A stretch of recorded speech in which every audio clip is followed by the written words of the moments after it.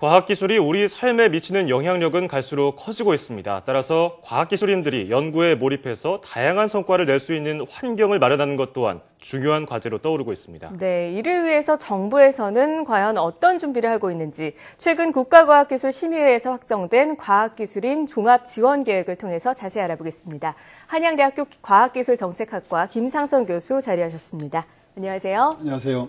네, 이 국가과학기술 진흥을 위해서 과학기술인들에 대한 지원은 날이 갈수록 점점 더 중요해지고 있는데요. 제가 조금 전에도 말씀을 드렸지만 이 과학기술심의회에서 이번에 종합지원계획이 확정이 됐습니다. 네. 이것과 관련된 배경을 어떻게 볼 수 있을까요?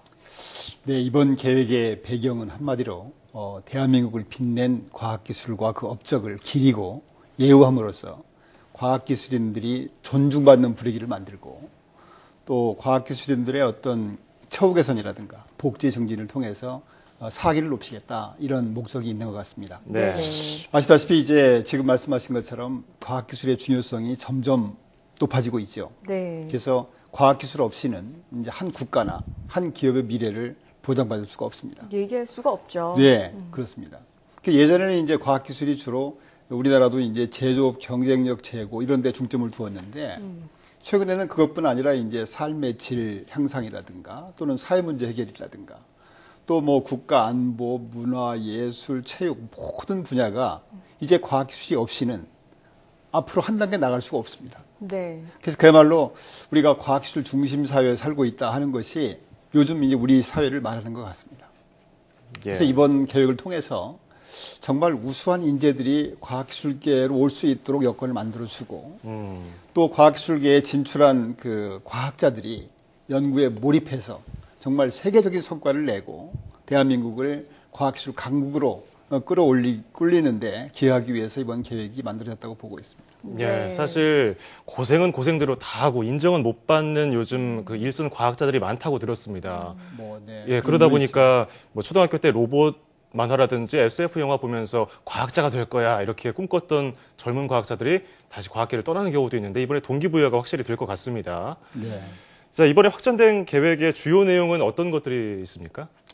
이번 계획 특징이 있다면은 그 재직 단계는 물론 퇴직한 뒤에까지 다 전주기에 걸친 계획이 포함되어 있고요. 퇴직 이후에도요? 그렇습니다. 네네. 그래서 이제 크게 지금 세 가지 부분으로 구성이 되어 있는데 하나가 이제 과학기술 유공자 제도를 신설하는 것이고요. 네. 두 번째가 이제 재직연구원을 대상으로 해서 어떤 계획을 또 추진할 것인지, 또 퇴직연구원을 대상으로 또 뭘 할 것인지 이렇게 세 개 부분으로 구성이 되어 있습니다. 생애 주기별 뭐 그런 맞춤형 그런 것 같은 네. 거네요. 예. 그래서 이제 첫 번째가 그 과학기술 유공자 제도 신설하는 것인데요. 이 관련해서는 이미 국회에서 과학기술 유공자 등 예우 및 지원에 관한 법률 이런 법률이 지금 의원입법으로 발의가 돼서 상임위에서 심의를 하고 있습니다. 이 계획에 따라서 이제 국가적으로 우수한 업적을 낸 과학자들을 연간 한 100명 정도 그래서 총 한 2,000명 정도를 선발해서 운영할 계획으로 되어 있습니다. 이런 분들은 대부분 이제 과학기술 훈장을 받으셨거나 또 업적을 많이 내신 분들이겠죠. 그래서 이렇게 선정된 분을 대상으로 해서 각종 대책들을 추진할 계획입니다. 우선은 이제 이분들을 널리 알려야 되겠죠. 그래서 홍보하고 또 과학기술인 명예 전당에 헌정한다든가 또 유명한 과학자 이름을 따서 공원이라든가 길이라든가 뭐 거리를 조성한다든가 이렇게 해서 이제 사회적인 인식을 높이는 노력을 하고요. 두 번째는 이제 과학기술 유공자에 대한 예우 및 편의를 제공해 나가는 것입니다. 예를 들어서 국가 행사에 초청하고 의전을 제공한다든가 또 해외 나가실 때 뭐 출입국 절차를 간소화한다든가 또 각종 복지시설을 이용할 때 우대하는 그런 방안을 추진할 계획이고요. 세 번째는 이제 이분들이 지식 나눔을 통한 사회적 기여를 촉진하는 것입니다. 그래서 각종 국가 과학기술 정책을 심의 자문할 때 참여시킨다든가 또 사회적 공헌 활동에 참여할 수 있도록 지원하고 만약에 정년 퇴직한 뒤에 해당 기관에 복직하겠다 하면은 이제 그때 인건비를 지원한다든가 예. 이런 다양한 계획들을 하고 있습니다.